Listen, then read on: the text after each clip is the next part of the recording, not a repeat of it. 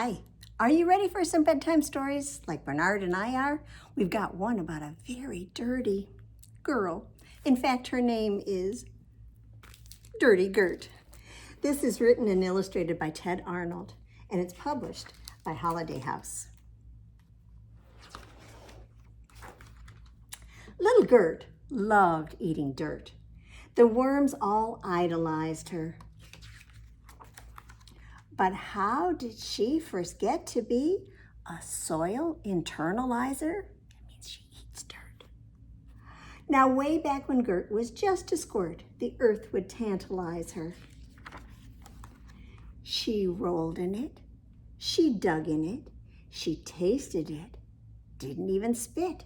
It seemed to energize her. Now, Mom and Dad did not get mad. They simply supervised her.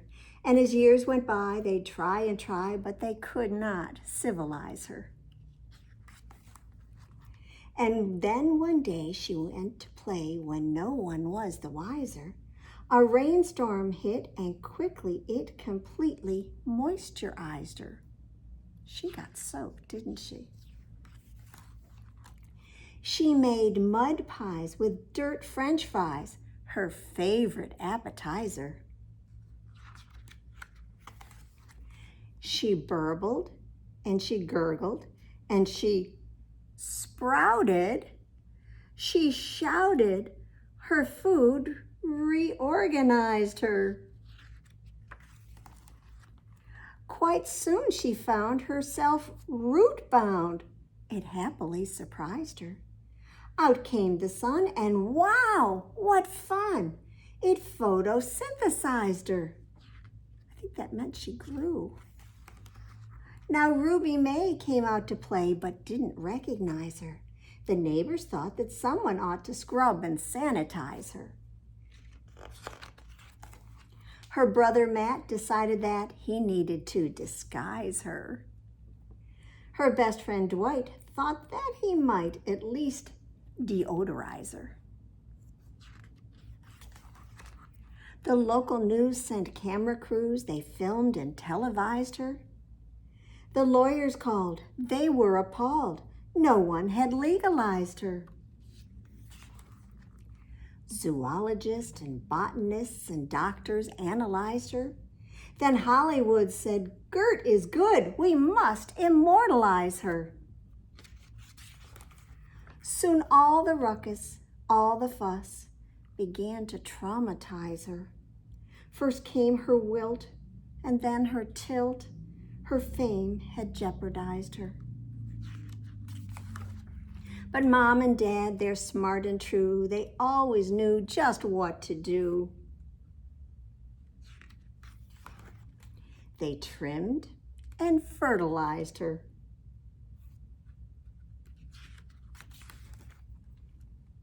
And there's Gert, still growing.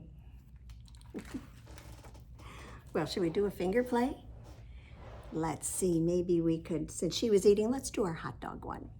I've got 5 little hot dogs that are cooking in the pan. The grease got hot and one went bam. So 4 little hot dogs are cooking in the pan. The grease got hot and one went bam. 3 little hot dogs are cooking in the pan. The grease got hot and one went bam. 2 little hot dogs are cooking in the pan. The grease got hot and one went bam. So 1 little hot dog is cooking in the pan. The grease got hot and the one went bam. No little hot dogs are cooking in the pan. The grease got hot and the pan went bam. Well, for our next story, we're going to travel all the way down to Australia. This is called Possum Magic. It's written by Mem Fox and illustrated by Julie Vivas. And this book is published by Gulliver Books, which is a division of Harcourt, Brace and Company. Now, once upon a time, but not very long ago, deep in the Australian bush lived 2 possums. Their names were Hush and Grandma Poss. Now, Grandma Poss made bush magic. She made wombats blue and kookaburras pink. She made dingoes smile and emus shrink. But the best magic of all was the magic that made Hush invisible.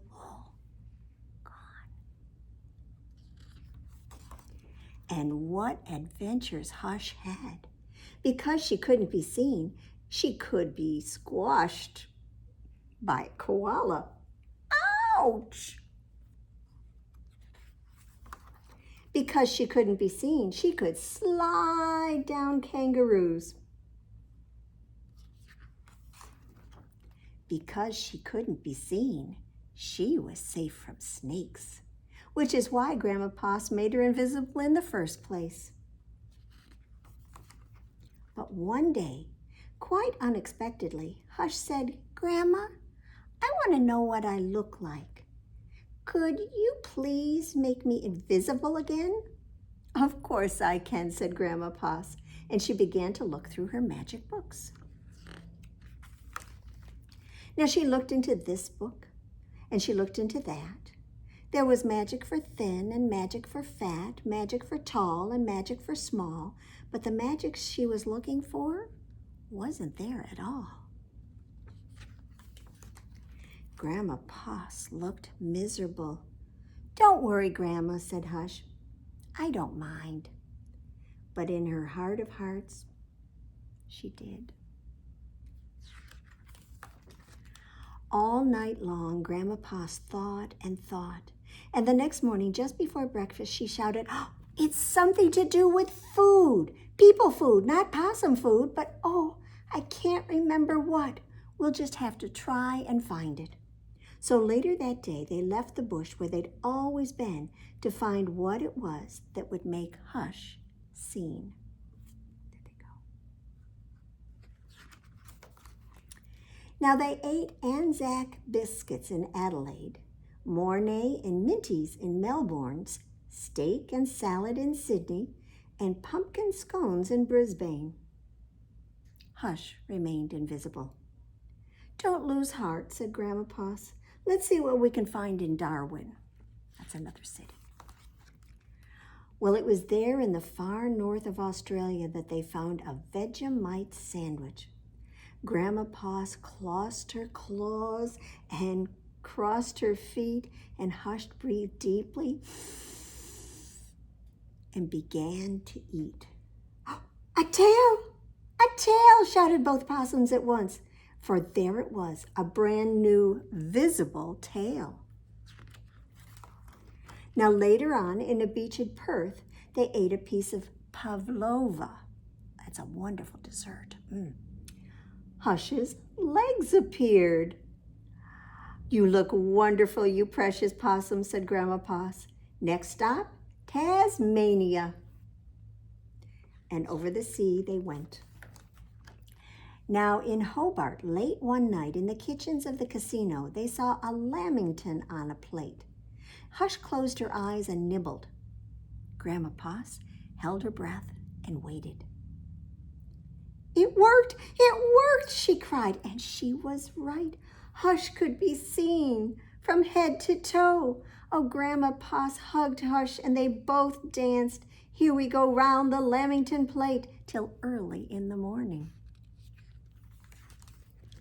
And from that time onward, Hush was visible.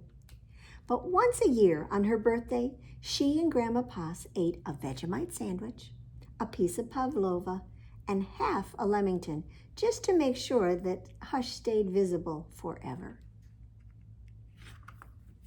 I'm so glad they found out how to do that.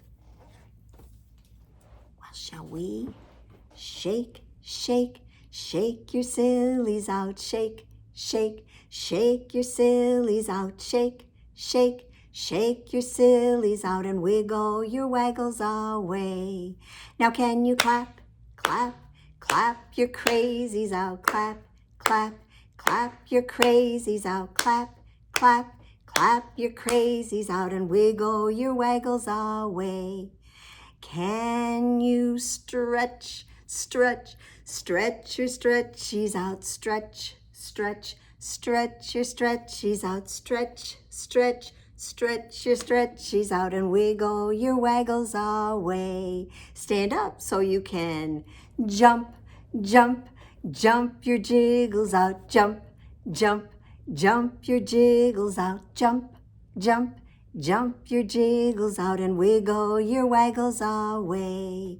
Can you yawn? Yawn your sleepies out, yawn. Yawn your sleepies out, yawn. Yawn your sleepies out and wiggle your waggles away. Can you shake, shake, shake your sillies out, shake, shake, shake your sillies out, shake, shake, shake your sillies out and wiggle your waggles away. Well, do you have a pet at home? Well, the character in our next story, she wants a pet, but she's told she cannot have one, at least not the one she wants.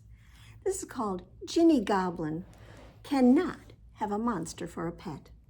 It's written by David Goodner and illustrated by Lewis Thomas, and it's published by Houghton, Mifflin, Harcourt. I think that's a monster eye looking at us, don't you? Ginny Goblin loves animals. Goats are some of her favorite. But goats are kind of stinky, and it's a lot of work to take care of them. Maybe we can help Ginny Goblin find a pet so she'll stop trying to herd goats through the house.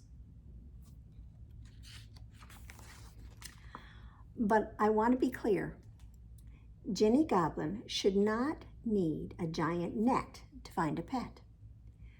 She should not need a bear trap, and she should definitely not need to drive an army tank.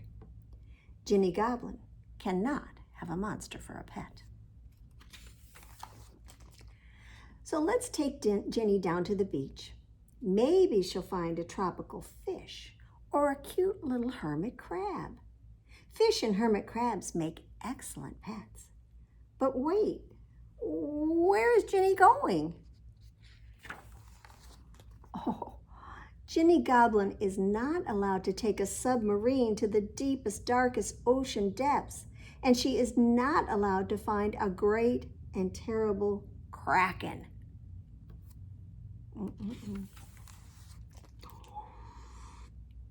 She is not allowed to put a leash on the kraken and take him home. The kraken crushes ships in his mighty tentacles and has thousands of nasty suckers. Krakens are unfathomable monsters, and Ginny Goblin cannot have a monster for a pet. Ginny Goblin needs to find a pet that lives on land. So let's take Ginny out to the hills. Cute, fluffy bunnies live in the hills. Oh no, there goes Ginny again. Ginny Goblin should not go into the ancient misty mountains. She should certainly not crawl down into the cold, dark cave that she finds with a magic map. She absolutely should not try to wake up a dragon and make him be her pet. Oh, no, no, no, no. Dragons eat cows in a single bite. They burn down villages with their fiery breath. Dragons are even crankier than krakens, and they need to sleep on a bed of gold coins, often for centuries at a time. Dragons are terrible monsters, and Ginny Goblin cannot have a monster for a pet. Ginny needs to find a smaller pet. So let's take Ginny to the forest.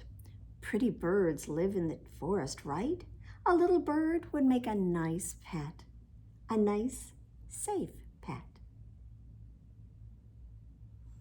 Ginny Goblin should not go hunting in the spooky, twisty part of the forest where all the trees are dead and the grass is scorched. She should not make a cage trap from ropes and sticks or bait it with cupcakes. She unequivocally should not catch a basilisk in her trap. Basilisks live on land, and they're smaller than dragons, but they turn everything they look at into stone. And if Ginny took her basilisk to school for show and tell, her whole class would be turned into statues.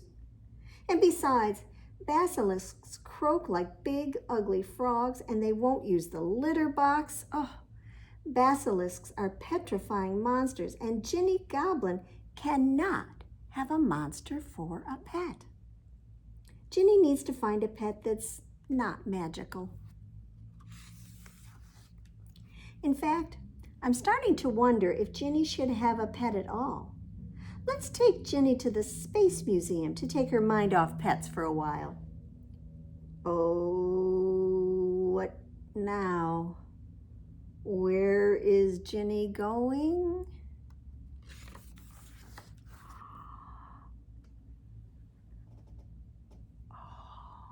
Ginny Goblin is not allowed to borrow a rocket ship from the Space Museum. She is completely not allowed to ride the rocket into outer space. And if she does go to outer space, she is not allowed to catch a space creature. She is especially not allowed to catch a space alien that spits acid. Oh, it would drool everywhere and ruin the floors. Space creatures are awful monsters, and, can you say it with me? Ginny Goblin cannot have a monster for a pet.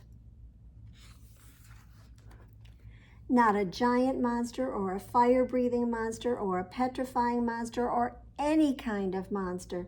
We can't let any of those pets into the house, or the country, or the planet.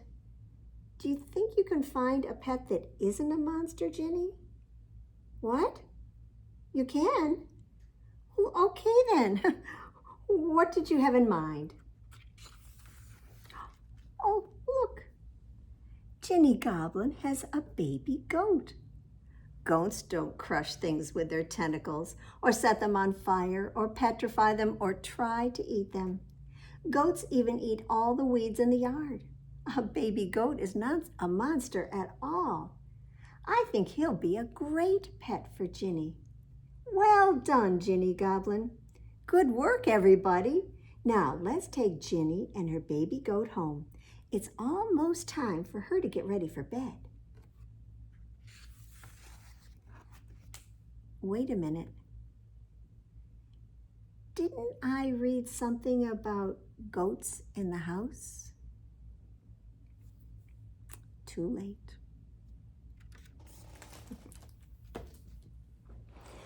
Well, there were 5 little goats who were jumping on the bed. When one fell off, well, he bumped his head. So his mama called the doctor, and the doctor said, "No more little goats jumping on the bed." So 4 little goats were jumping on the bed. One fell off and bumped his head. So his mama called the doctor, and the doctor said, "No more little goats jumping on the bed." So then 3 little goats were jumping on the bed. One fell off and bumped his head. So his mama called the doctor, and the doctor said, "No more little goats jumping on the bed." So that means 2 little goats were jumping on the bed. One fell off and bumped his head. So his mama called the doctor. The doctor said, "No more little goats jumping on the bed." So that leaves 1 little goat who is jumping on the bed. When she fell off, oh, she bumped her head. So her mama called the doctor. The doctor said, "No more little goats jumping on the bed." No more. So let's have a story about if you already did have a pet. And it wasn't a goat. It was something much bigger. This is called If You Happen to Have a Dinosaur. This is written by Linda Bailey and illustrated by Colin Jack, and is published by Tundra Books. Oh, If you happen to have a dinosaur lying around in your living room and you don't know what to do with it, maybe you could use it as a can opener.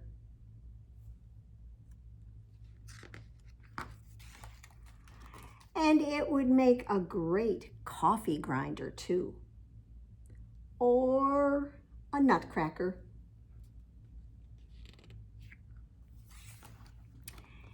If you need a burglar alarm, your dinosaur is just the thing. There are oodles of things you can do with a dinosaur. Try taking it into your yard and it will mow your lawn, trim your trees, blow your leaves, and dig you a garden in no time flat. Yes, a dinosaur is handy any season of the year. On rainy days, it makes a very fine umbrella for you and your friends. In the winter, it's a snowplow. And on hot summer days, just park it by the park. Your friends will line up to try your exciting new diving board. Just think of all the things your dinosaur can do. Does it have sharp teeth? Then you can use it to shred paper. It will also be a great excuse when you forget your homework. Oh, my dinosaur ate it. Now, sometimes dinosaurs make wonderful babysitters, but not all dinosaurs are suited for this work. Some dinosaurs make excellent kites, but not all dinosaurs are suited for this work either. I think a Stegosaurus is a little too big and heavy. It helps to be a pterodactyl. There are some things a dinosaur is just not good for at all. Do not ask your dinosaur to carry your picnic basket. He'll eat it all. Or to push your grocery cart. He'll eat it all. Or hold your popcorn bowl. They'll eat it all. If you study your dinosaur carefully, you'll be able to use it wisely. A small dinosaur will make a dandy pillow, or a footstool, or even a bookmark. A tall dinosaur will clean your roof drains, wash your windows, and rescue your kitty lickety-split. There's that cat up in the tree. And once you start using your dinosaur, you'll never want to stop. The possibilities are amazing.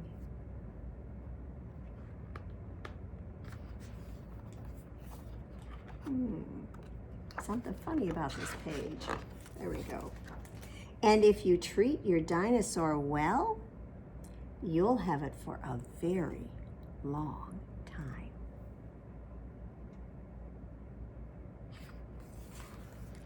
But what if you don't happen to have a dinosaur lying around your living room? You know, not everyone does. What if you have an octopus instead? Or a porcupine, a penguin, a saber-tooth, a Sasquatch, a dodo, a camel, a kangaroo? Well, what can you do with a kangaroo? I think that's another story. So we had 2 stories about pets, didn't we? Well, one thing I know that pets don't like is bubble gum. So can you reach in your pocket and pull out your piece of pretend bubble gum, unwrap it, and pop it in your mouth. Chew it up, and then we'll do something with it.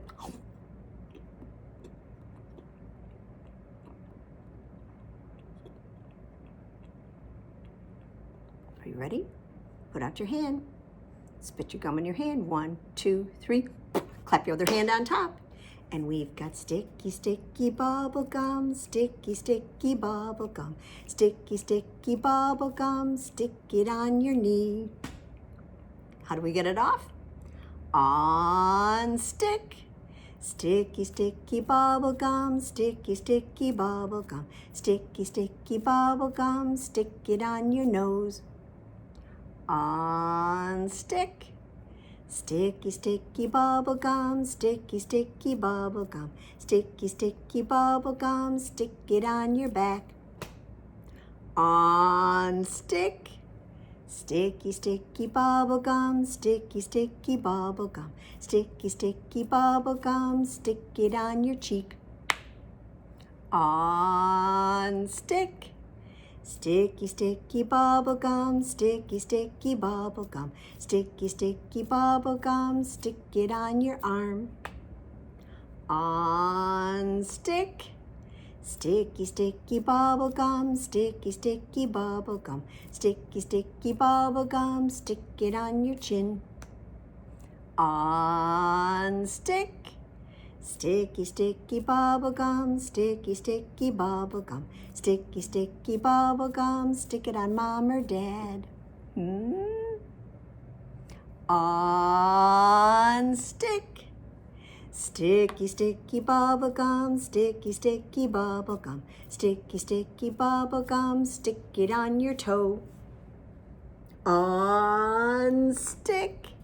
Sticky, sticky bubble gum, sticky, sticky bubble gum, sticky, sticky bubble gum. Time to throw it in the trash. Well, this is a book that I didn't get to use at our sleepover. It's about the Pout-Pout fish and the can't sleep blues. This is written by Deborah Diessen with illustrations by Dan Hanna and is published by Farrar, Straus, and Giroux.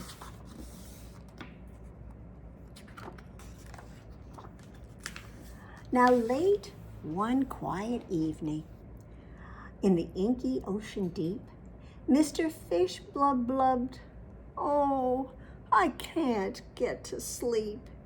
His mind was fizzy busy and his fins were full of vim. Though he wanted to be dozing, there were 0 Z's for him.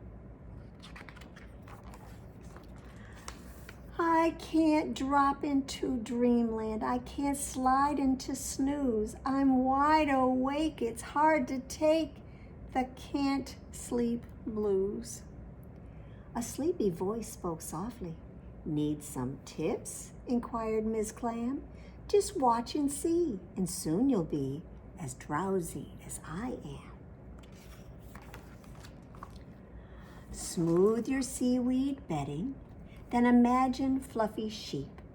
Count from 1 to 20, and then presto, fall asleep.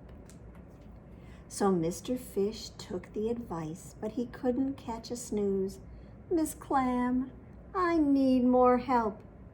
Miss Clam replied, Then a sleepy voice spoke softly. "Here's an even better fix.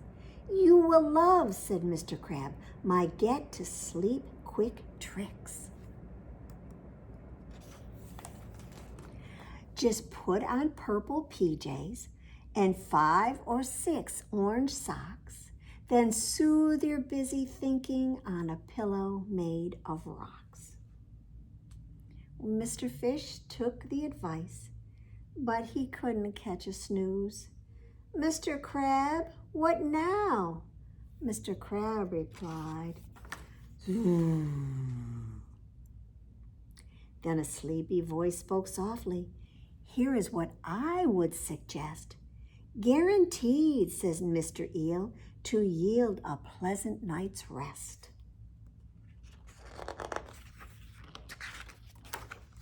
First ripple to the left, and then ripple to the right, and swirl in a circle, swoosh, swoosh, nighty-night. Mr. Fish took the advice, but he couldn't catch a snooze. "Mr. Eel, what's the deal?" But Mr. Eelpie replied, "Hmm." Then a sleepy voice spoke softly, "For your slumber in the sea, here's a plan," said Mrs. Squid, "that always does the trick for me. Just widen out your eyes, then give 4 quick tiny blinks, then slowly close your lids. Automatic 40 winks." Mr. Fish took the advice, but he couldn't catch a snooze. "Mrs. Squid, more ideas?" But Mrs. Squid replied, "Zoom."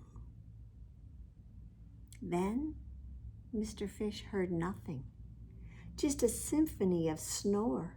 He still couldn't sleep, and he felt worse than before. "I took all their suggestions, which I followed to a T. Their methods worked for them, but they did not work for me. I don't know what to do." He sank down in the kelp. "What good is good advice? It does not always help." Then a sparkly voice emerged. "Mr. Fish, you're partly right." The voice was dear Miss Shimmers, and her smile was kind and bright. "But take what you've been given and learn from what you've tried. Then build your own solution. Trust yourself as a guide." "Best advice of all," said Miss Shimmer to her friend, "is to learn what works for you and to make your own special blend." So with that, she said good night and departed from the scene. Now Mr. Fish was ready to create his own routine. "I'll settle in my spot. I'll smooth my seaweed bed. I'll smooch my snoozy snugly, and then I'll clear my busy head. I'll swoosh in gentle motion in the ocean far and deep. I'll close my eyes, my fins tucked in, and drift right off to sleep." Mr. Fish had tried his best to resolve his can't sleep blues. "Mr. Fish, how'd it go?" Mr. Fish replied, "Zoo." So we finally got to sleep, didn't we? All right. Well, we're going to have our flannel board. Well, I think it's time for our flannel board story. Just a quick counting one. I hope you're not too hungry because it's got something sweet. What do you see? Why, it's a jar of jelly beans. 5 little jelly beans. I wish that I had more. But if I eat the green one, then I'll just have 4. Well, 4 little jelly beans, tasty as can be. If I eat the purple one, then I'll just have 3. 3 little jelly beans, only just a few. If I eat the red one, well, then I'll just have 2. 2 little jelly beans, eating them is fun. If I eat the orange one, guess what? I'll have just 1. 1 little jelly bean, the last one for me. I'll eat that yellow one and be as happy as can be. Guess it's time to go and buy more jelly beans. Well, let's finish up with our Sandra Boynton book for tonight. And this is Dinosnores. This one is published by Workman Publishing. They're the dinos.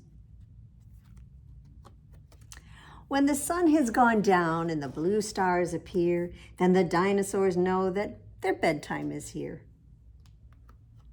So they all clean their teeth and their sweet faces too. Then they wriggle and stretch just like dinosaurs do. Their pajamas are cozy. They all put them on. Then they yawn, and they yawn, and they yawn, and they yawn. Does that make you yawn? Now they all settle down in a dinosaur heap. They all close their eyes and they all fall asleep. And soon they are dreaming, our dinosaur friends. And I'm afraid this is when all the snoring begins. Are you ready to join in? Honk, shoo, honk, shoo, honk, shoo, honk, shoo. The snoring goes on and on and on through the night. Why, they never stop snoring till the first morning light. I like all the dinos, but I just want to say, thank goodness those Dinosnores live far, far away. Well, Bernard, guess what? That means it's time to say good night, sleep tight, and we hope you'll join us for some bedtime stories again another time, right? See you then.